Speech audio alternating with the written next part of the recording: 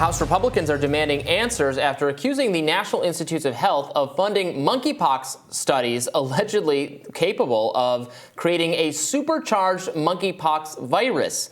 That sounds like a terrible idea. House Energy and Commerce Committee Chair Representative Kathy McMorris Rodgers wrote in a letter to the NIH and demanded the agency provide documents relating to studies that, according to Fox News, reportedly involved, quote, swapping monkeypox genes with a deadlier version of the virus. Please stop. Don't do that. According to the GOP's letter, the studies are expected to yield a monkeypox strain that is 1,000 times more lethal in mice than the monkeypox virus currently circulating in humans. As friend of the show and journalist Emily Kopp notes, if pandemic potential gain-of-function research is as well regulated and transparent as proponents say, it's hard to understand why NIH would keep stonewalling the committee that oversees NIH on key questions about it. So a monkeypox virus that is 1,000 times deadlier than the one that was circulating prevalently last year. Sounds like good idea to do this research to you, Briahna? No, I mean, look. I'm going to say no. No, without any hesitation. I would shut down this research. Shut it down. Well, this is my problem with this discourse is that so little of it has been about the fact that there were breaches in safety protocol that we know about, that there were people who observed that the level of protection, they have various, like a hierarchy, various levels of safety mechanisms depending on how dangerous the viruses, the material they're working on is, and that they were using inadequate safety protocols at these the gain-of-function labs. We know all of that, right? So my only hesitation is there a world where if they had actually been using the requisite safety protocols, this wouldn't have been an issue. If there is, in fact, scientific, useful scientific research to be done here, gains to be had here in terms of being able to anticipate deadly strains and making vaccines, and you're able to do so safely, then I don't have a problem with it. And given that part of why this happened was because we know the labs didn't have proper safety protocols, well, that doesn't seem to say to me that it's inevitable necessarily.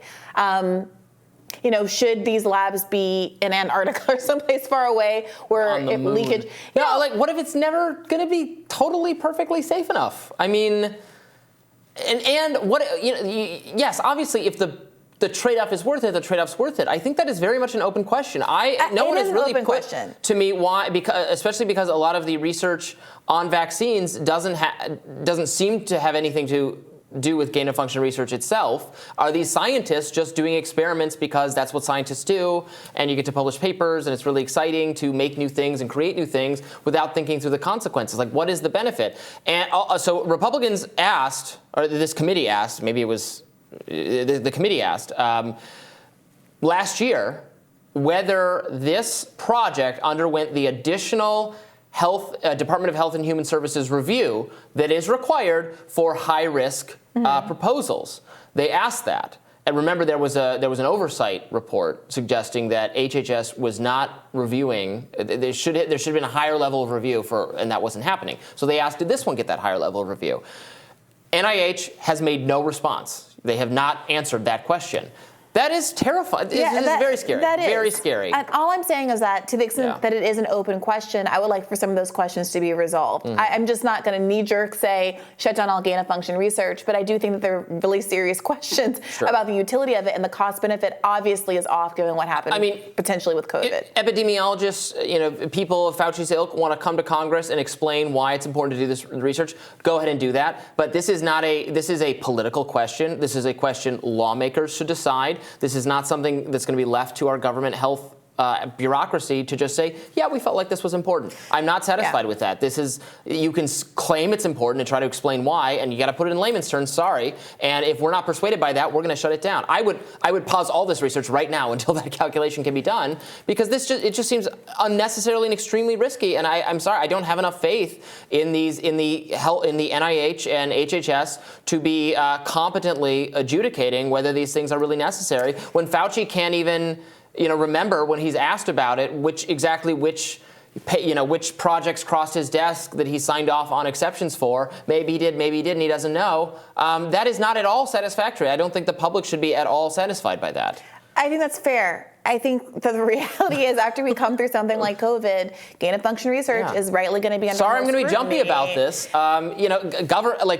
I think a legitimate role of government, I don't think there are all that many, but prohibiting people from, assembling Earth extinction potential events seems like something that is within government's purview to prevent that. And not only are they not doing that, they're the ones making the extinction event. Well, that's what I was going to ask you about. That's an interesting kind of a libertarian question here. Yeah. In this case, the issue is government funding of this kind of a research. Yeah. But how would you feel about it if private entities were doing this kind of research? Would you want them to be prohibited? Yes. You don't think this is one of those free markety types of things? I think.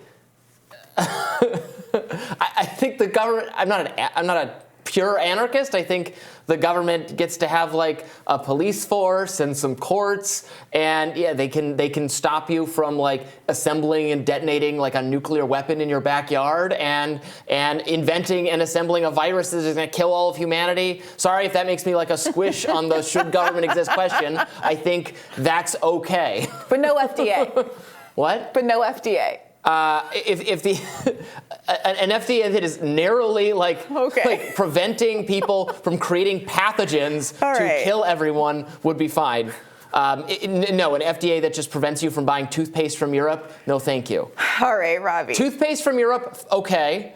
Mass extinction pathogens, not okay. How about that? I know I have wild views. I need to know a little bit more about the E. coli on my lettuce, especially after having gone through a bout of food poisoning over the weekend. Well, but we'll agree to disagree on this one for now. Former Rising co-hosts Ryan Grimm and Emily Jashinsky, remember them, interviewed scientists on both sides of the gain-of-function debate several months ago. Let's watch some of that. You find it, you're like, uh-oh, this bat cave or this pig farm has this virus that we have now isolated and shared the recipe with 30,000 people, which is scary enough. But okay, we know that it exists here. What then? Slaughter everything at the farm, or like annihilate the cave, or is that the thinking? Well, there's a lot of different proposals on the table, but I'd rather take a step back since you mentioned cost-benefit analysis. Sure. Let's just assume it works perfectly. So not even worry about vaccines. Okay. Obviously, it's hard to test a vaccine for a virus that you think might cause a pandemic, is of unknown lethality, and has never infected a human before. You'd have to deliberately infect people with viruses like that in order to test a vaccine candidate. So we're not going to do that. But let's just assume if we identify a pandemic-capable virus from nature, that we can perfectly prevent it from spilling over. And let's say if it had spilled over, these viruses would cause 10 million deaths, judging at COVID. But most viruses in nature will never spill over. That is, estimates of how many viruses out there can infect people range from 10,000 to 500,000.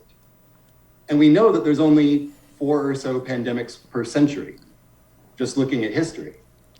So if there's 400 viruses out there that could cause a new pandemic of that magnitude, there's only a 1 in 100 chance that the one that we identify would have spilled over anyway. That would still means it would save 100,000 lives, which is a lot. But on the flip side, say there's just a 1% chance every year that one of those people would deliberately release it and cause 10 million deaths. Over the course of a century, that means it's likely to happen. And so the cost then would be 10 million lives. 100,000 lives saved versus 10 million lives lost. And that's assuming no accident risk. And that's assuming that knowing what it is would let us perfectly prevent it from causing any harm through the natural route. The numbers just don't add up. Right. I want to get your response to that, Gigi, because that's persuasive to me. But I'm also wondering then on the other side, if what are we missing if we have all of these safeguards in place and basically bans against gain of function research? That might be a good way to frame the question. What would we lose in that case? Yeah, well, so I just wanted to address a previous, discussion about culling. I mean, those are real world consequences if there's a virus that's particularly dangerous. This is the kind of struggle that we have with H5N1, with an influenza virus. So if it's detected in a bird population on a farm, I mean, yes, culling is exactly what happens. And these are real consequences for farmers and people who have livestock. And these decisions cannot be made lightly, and they're done in the public health interest. So it's important stuff. As far as I think we still need a little bit of humility as far as what we do know. We have seen great demonstrations of spillovers from the natural world, but that is something that we need to study better and make the case that we need to create more buffers between us and the natural world. Like, there needs to be maybe parks that are put in between where land is developed and where we have, bat populations and things like that. We need to study this much more. As far as what we lose the ability to learn more about the viruses, what's dangerous and what damage they're causing. I teach a class on 1918 flu. When that whipped through the world. So, go ahead. But if you make the virus more deadly, it kills a bunch of people, right? You learn that you killed more people. It also presumes there aren't ways to study a virus and anticipate how to make vaccines and anticipate how to protect against the spread of a virus outside of creating a super virus. Yeah. I struggle with that. And this vaccine technology did not, the one we're using to fight COVID, did not come from gain-of-function research. That's exactly where I was going to go next, which is that I know how you feel about masks, but in terms of raw prevention of the spread of the virus, nothing has come close other than wearing a high-quality fitted mask. And there's a world where we spent, I know that some people are very skeptical about masks because there are studies that show that they don't work in certain contexts. It's not that the masks don't work. It's low-quality masks that aren't fitted are less effective than high-quality masks that are fitted. And there's a world where we put all this money and investment into distributing high-quality masks, having people come in instead of going in to get your vaccine, or in addition to going in and getting a vaccine or a booster, you have your mask actually fitted to you. And there could be a different kind of resource allocation if you actually cared about preventing a spread, or like the 1819 flu or those kinds of things. But choices were made to rely on technology that didn't actually do what it ultimately said it was going to do, and research which potentially could cause a lot more harm than good.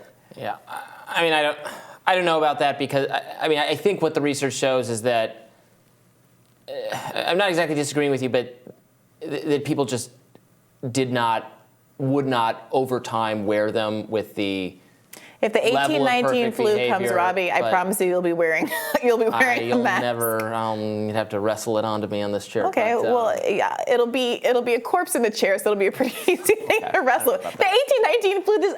The issue here is that there are diseases that are more deadly than COVID, that have a higher kill rate than COVID, mortality rate than COVID, that people are afraid of. That's why they say they're doing this kind of research. They're looking for something that's going to be even worse, Black Plague style things that could really wipe out populations, even more so than COVID. So I think that if that's the case, that's fine, but you have to start thinking about whether or not, what made those diseases so deadly back then. It was our lack of understanding about how disease spread, not understanding the role of cleanliness, and how, not having drugs like penicillin, and not having access to antibiotics. Not having antibiotics, but also that's something we need to be prepared. Honestly, we certainly need to do more medical research and more medical preparedness for future outbreaks of things. I mean, our existing we hear about antibiotic-resistant organisms or bacteria. We're not inventing a lot of new antibiotics, and the ones we have are getting less protective or less useful in some cases. So we need to do a lot more work on that front. I just don't know that any of that work actually entails. Right. Well, also we're mixing up superviruses. some things here. Yeah. Virus and antibiotics are for bacteria, and that viruses and all these. That's generally true. Although they do use, sometimes they use antibiotics for certain viruses as well. I thought that until the pandemic, and then I learned that they do deploy antibiotics. The point is that there are ways to stop the transmission of viruses. There are ways to deal with pandemics that don't have to do with gain-of-function research. And to your point, what we've been doing all of this time since COVID has nothing to do with gain-of-function research. So the second woman in that interview does have, I think, a lot more onus on her to justify what is actually being lost if the gain-of-function research is stopped. I still do think that I would like a little bit more of a robust conversation about whether or not it is possible to do gain-of-function research safely, and not to presume that because it wasn't done safely this time, it can never be done.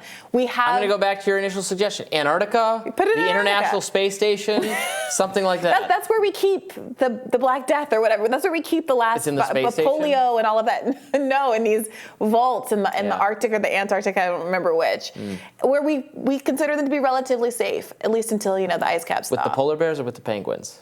They're different. I have to look that up. Penguins and let are you know. down in Antarctica. The polar bears are up in the Arctic. Thanks. They never meet in the wild. Thanks. Very sad. More rising after this.